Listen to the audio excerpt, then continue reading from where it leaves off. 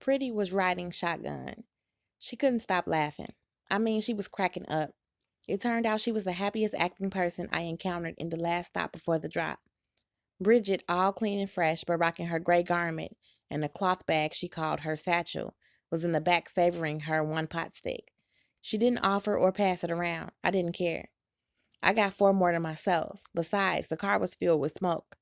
Bridget's slow toke of the potent spliff was giving me a light, relaxing buzz. You said you push a 7 series. You left out that it's all fucked up.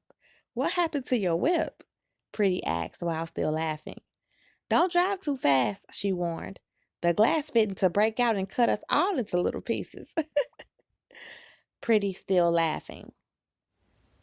Just tell me when to turn left or right. Bridget got us the gas. I'm driving you bitches around. You make sure we get to the club. I'm navigation, I got you, Pretty said, and finally stopped laughing. Club? What club? You didn't ask me if I wanted to go to a club or not, the protester protested. You can cop at the club. They got more than weed. They got everything, Pretty said. That shut Bridget right up. With the promise of more weed, she started pulling like a vacuum cleaner on her pot stick. I'm wearing the convent dress and the sandals, Bridget laughed at herself.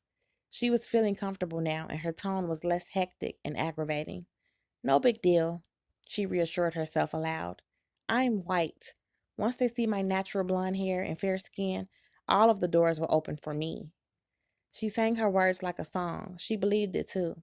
I wasn't mad at her. I'm top bitch. No reason to stop other bitches from dreaming. What age were you at your TOD? Pretty asked. TOD? Bridget repeated. Time of death. Pretty turned to face Bridget in the back seat and clarified. Pretty seemed too comfortable discussing the death topic that I don't think no one at the last stop before the drop really wants to mention or face. 24. They say the good die young. I guess that's one thing they say that's true, Bridget said, sounding like she was trapped in some memory. How about you? Pretty turned front and asked me. Bitch, how about you? I said, turning the question back on her. 24, Pretty said. 24, me too, I lied, figuring they was probably both lying also. I hear music, Pretty screamed, all excited. Hell yeah, it's Pink. Get the party started. She was singing the song, but obviously tone deaf. Follow the flames. We're in the right area.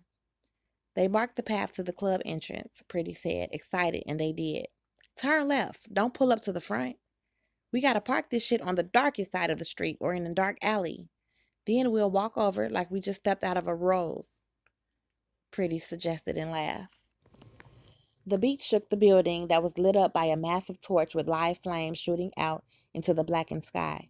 Beneath the torch was a glow-in-the-dark red cage where what looked like a 12-foot tall, red-skinned man with ram horns and a 144-foot-long tail paraded back and forth between the bars. Me, Pretty, and Bridget weren't saying shit. We was all looking up at the red beast whose body was all muscle, like the famous muscle dudes in the muscle mags that some chicks on lock enjoyed. I didn't get off on those type of magazines. I thought that weightlifters all had shrunken dicks, and that wasn't a good trade-off for more arm and chest muscles in my estimation.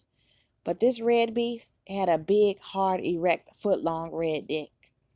The line to get in the club snaked and wiggled because everybody on it was dancing to the most incredible indoor and outdoor sound system.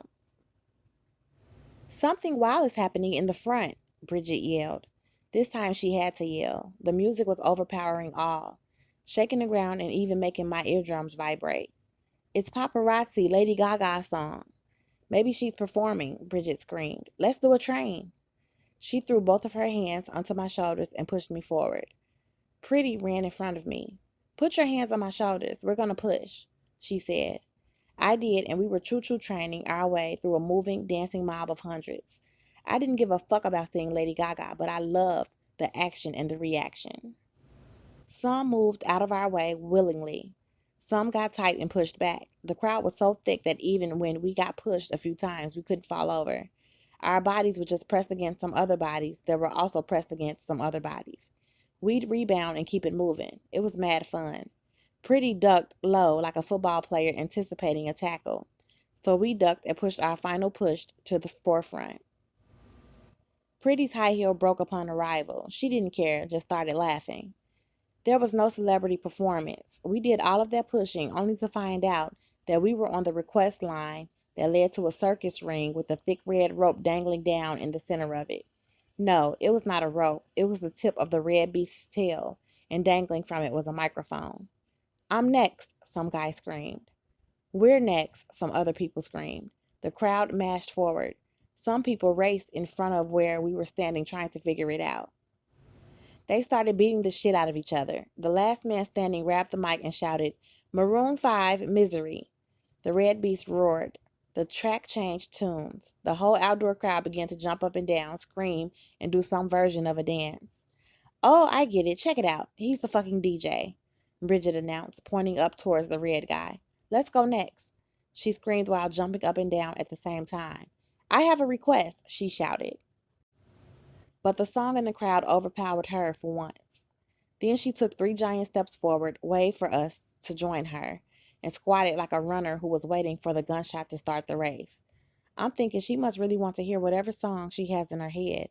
I didn't care enough, though, to start thumping with some strangers over the microphone, and I wasn't about to start rolling on the ground.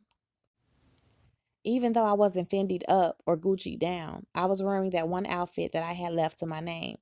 The tapered mean-ass 3/4 length pearl-colored Burberry trench, and my black Gucci saddlebag, and my Prada kicks. Yeah, I felt bad about it, and it was unlike myself to be wearing a repeat outfit. But as I got dressed to go to the club, I assured myself that I wouldn't know none of the motherfuckers out partying tonight. It would be their first time seeing me, so my gorgeous look, plus my almost brand new fashion, would seem fresh to them. The Maroon 5 song was coming to an end. Bridget took off running towards the mic. A lot of others seemed to have her same idea to jumpstart. They started brawling. Bridget was fighting some white dudes. They were fighting her in her nun garment like she was a man. Her blonde hair and blue eyes didn't tame them like she said it would. One of the dudes grabbed the mic. He shouted, "Kings of Leon, use somebody."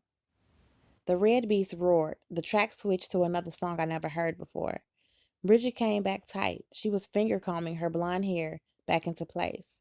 She reached into her satchel and pulled out a, what the fuck? Camel-haired canteen. She began squirting water from it and washing her face clean, right there surrounded by the dancing crowd. "I have something I want the DJ to play," Pretty yelled. She had her heel in her hand, "and I'm about to beat the hell out of somebody." "Round 2, let's go for it," Bridget screamed, excited to now have Pretty as backup. Now I'm thinking, if somebody hits Pretty, I'll have no choice but to start swinging. Brooklyn always fights together with whoever we showed up to the party with. I didn't join Bridget because I thought the white bitch is straight crazy. I couldn't be responsible for her ass. There was no telling what she might do in any given scenario.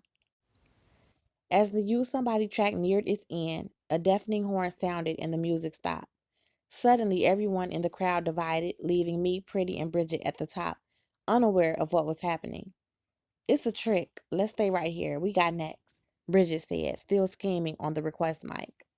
But the whole crowd about faced and began raising and waving their hands in the air. A motorcade came riding through, led by a rose-red Rolls Royce. 12 exotic car doors swung open, but the red Ferrari doors swung out and hung in the air. I felt my pussy pumping. As the must-be top hustlers from the last stop before the drop eased out of their whips, a herd of females ran into the circus ring where me, Pretty, and Bridget had been standing all along. The red beast roared and rattled his cage, causing his tail and the mic to swing back and forth. Pretty dashed to grab it while the crowd, including me, was mesmerized by the car show. Bridget snatched back my focus. She started screaming at Pretty, protesting.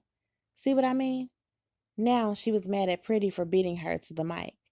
Every clique knows there's no infighting in public. Now Bridget wanted to fight with her own crew, who she rode here with. "Rihanna," Pretty screamed into the mic. Just the name alone of that green-eyed superstar bitch jolted the crowd to roar louder than the beast. "Rude boy," Pretty shouted, and the mic amplified her request for all to hear. The crowd cheered the choice. The track began. Pretty moved her body with the alluring fluidness of a belly dancer and a Jamaican dance hall queen mix. She displayed her ability to hump and ride and fuck the beat. Some of the crowd got caught up into her movements. Others was in a trance to the sound of Rihanna's voice. Others were doing their own style freak out. Although no matter how wild the crowd danced, pushed, swung, moved, they all seemed somehow to know not to cross the line of the hustlers as they approached the ring. I had my eyes locked in on the hustlers. I was concentrating so hard that my hips only swung a little to the badass sexual beats. I was wishing I had a Cinderella moment and some fairy bitch showed up with some diamond stilettos and an open backed mini dress made innovatively out of the baddest Hermes scarf, a dress I designed just for this night, and authentic, flawless, glistening jewels and rare limited edition designer accessories. The three of you, the three of us, that makes six. The hustler, who I had saw easing out of the Ferrari, said, not with his mouth, but with his hands. He had cut through the lineup of cheering, screaming females and stood directly in front of me as Bridget and Pretty were still doing their dances to the left and right of me. He pointed at me, then Pretty, then Bridget, and raised up 3 fingers. Then he pointed out himself and 2 other ballers to the left and right of him. I looked them over thoroughly. When I looked at the one talking to me with his hands, I got a bad feeling. That never happened before when I first met any person, no matter their status. He must have thought since I wasn't saying nothing back that I didn't understand his offer. He stepped in close to me and said, "I choose you." Without warning, even from myself, I vomited right in his face. Pretty stopped dancing and her jaw dropped open. The music stopped. The goop slid down onto his expensive attire.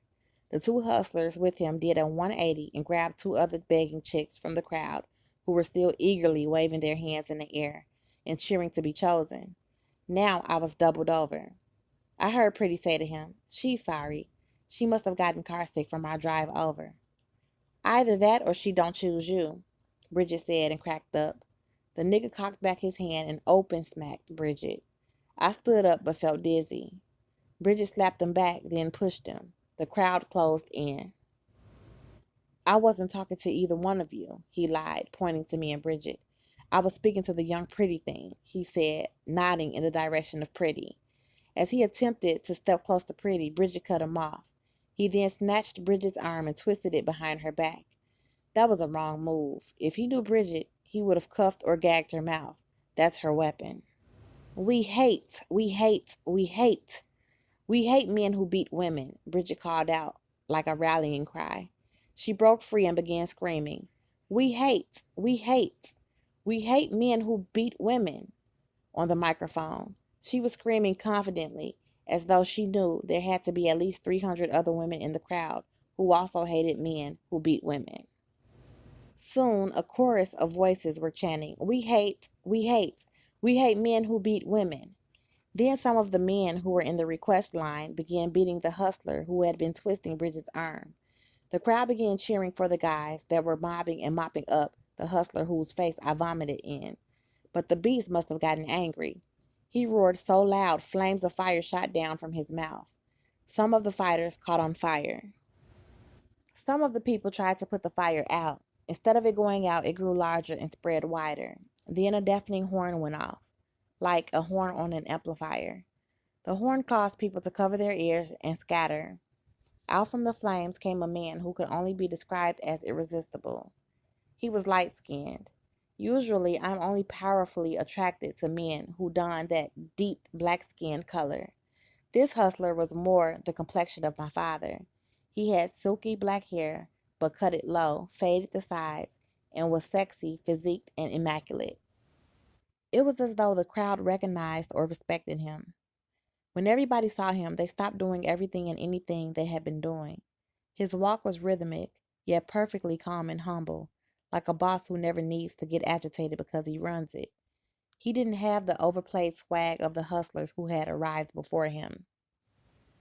From his had-to-be bespoken suit, because of the way it fits his muscles and the contour of his body, he pulled out a handkerchief and extended his hand to me. When I didn't react naturally or quickly enough because I was hypnotized by the gleam of his clean diamond cufflinks, he began using it to wipe my mouth with his right hand while grabbing the mic with his left. "I'm the owner of this club," he said into the mic with calm seriousness. You are all my guests. He gestured towards the attentive crowd. They cheered. I trained my staff to exhibit superior customer service, unmatched guest relations, and, below all, common sense. This fool here is my son. He's a son of a bitch and a demon. He placed his foot on his son's stomach as he laid beaten and broken on the ground in the ring. Apologize, he said, pressing further into his son's abs. His son's face turned even more hateful. For what? She's the bitch who vomited on me. The irresistible father moved his Gucci driving shoe onto his son's neck.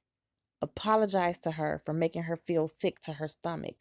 Then apologize to the noisy one for your unnecessary violence. Then apologize to the pretty young thing for making it impossible for her to accept your invitation, he said as he carefully lifted his shoe from his son's throat and downshifted the mic to him so that his apology could be heard. Forgive me, forgive me, forgive me, his son said hatefully 3 times. I guess that was the best he could do. He stood up. He dusted off the ash and soil from his attire. Sorry, father, for ruining the night, he said, like only a son apologizing to his father could say. An unrelated nigga would never have apologized, even if he was 100% certain that he was dead wrong. Niggas would have just fought or shot it out until everybody, and possibly even the crowd except for one, was all dead on the floor. His son dropped the mic. The father caught it smoothly and stepped my way. My taste is more immaculate than my son's. I choose you. You're the finest choice, he said, and his words were amplified for all to hear, no matter how far off they were from the club. I was publicly crowned. I was won over. He just confirmed my top bitch status even though I wasn't donned and dolled up in my fiercest fashions. I was won over in that second. What do you say? Do you choose me back? He smiled as though he already knew my answer. The crowd cheered, say yes, say yes, say yes. I saw Bridget in the crowd screaming, say yes, with as much passion as she protested or cheered for anything. She could have been screaming toilet paper, toilet paper, toilet paper, and she would still be screaming it with the same resolve, enthusiasm, and force. The thought made me laugh. When he saw my smile, he took it as a yes. At the same time, my eyes landed on Pretty. She was watching closely, not cheering or laughing. If, I answered. Whatever your if involves, I agree. If you say allow all of these people into my club for free, I agree. The crowd went haywire. Now it was a different type of pressure. It didn't matter. He had everything he needed to have me. Pretty dashed and grabbed the mic. But what does she have to give if she agrees? What's the terms of the contract? She asked sweetly, with what felt like a deep concern for me. But the wild crowd booed her. Wall-to-wall boos.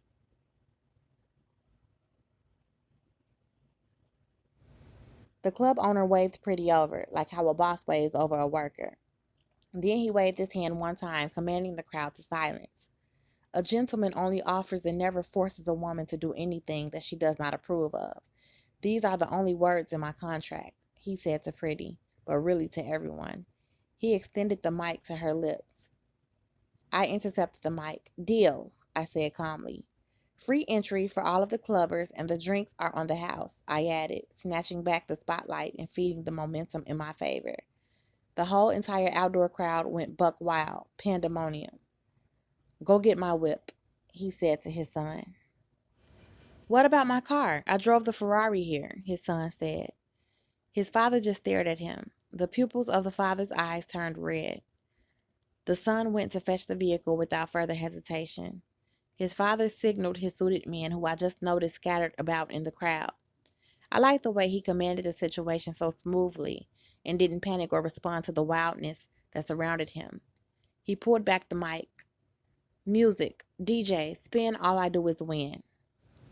And when he said the track title, he did a one-step dance move like I seen my father do back in the day at certain moments where he had to be too cool to dance. The red beast roared and the cut came on at his command. I loved it. His choice pushed out pop and put hip-hop back into play.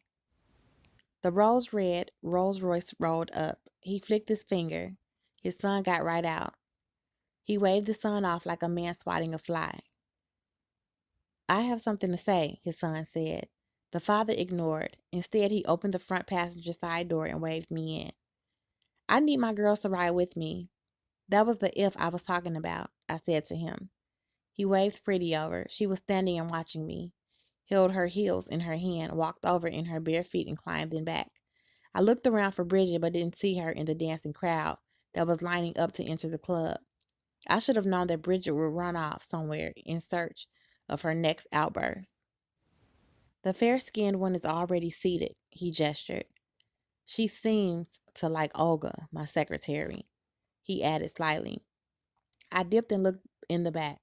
Bridget in her nun garment was hugged up with some tall but petite-framed European model-style woman who on first glance I saw was wearing $3,000 heels.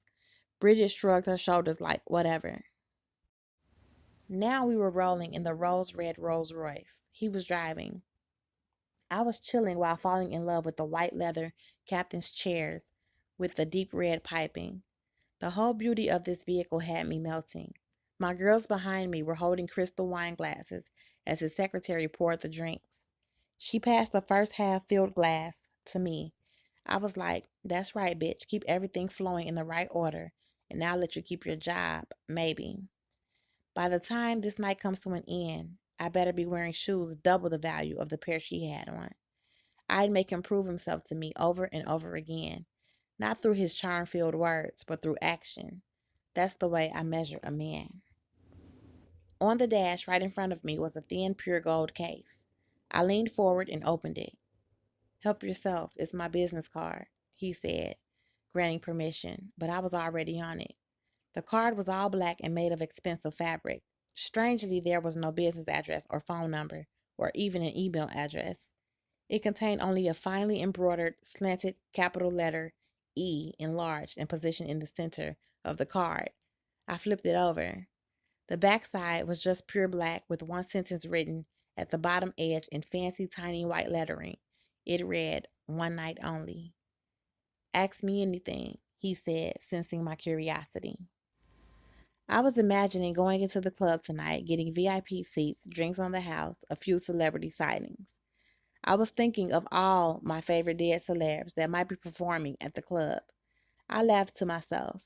I wondered if the stars have to be dead to perform in the city called the last stop before the drop, or if they could be booked from the world of the living and required to sign a confidentiality agreement, like I learned about from preparing for my reality show debut. As long as they never told one living human being about the realm of the living dead and the fact that rest in peace is a sham, would they be allowed to perform at his nightclub? The unexpected that I had not imagined so far was way better than the expected. I dropped the card into my saddlebag. I had so many questions. I didn't ask him anything, though. Wherever we were going next, as we cruised through the darkness, was better than returning to my little room. For one, in a convent with a bunch of ugly broke bitches who were determined to stay broke forever.